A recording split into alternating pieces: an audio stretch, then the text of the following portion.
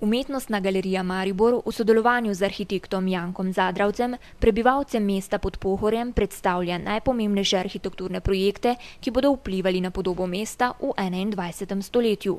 V galeriji smo se pogovarjali, tako kot verjetno dosti Mariborčanov, da v raznih medijih zasledimo zelo zanimive, pomembne, velike projekte, ki bi se naj dogajali v mestu, pa v njih v bistvu zelo malo vemo. Potem pa smo seveda želeli predstaviti predvsem tiste projekte, ki imajo neka realna tla, ki se bodo zgodila, nekatera začela že drugo leto, konec tega leta in ki bodo imeli takšno podobo, kot so jo načrtovali.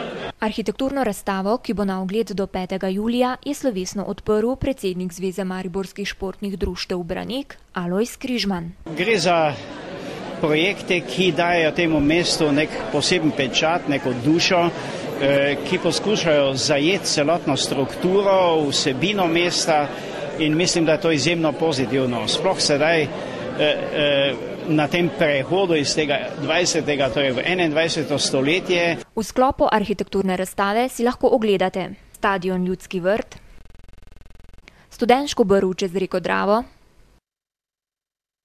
Mariborsko tržnico,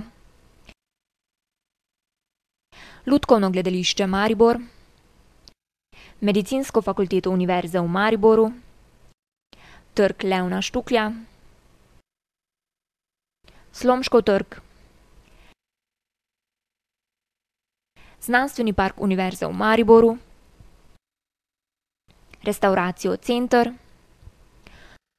Kulturni center Pekarna,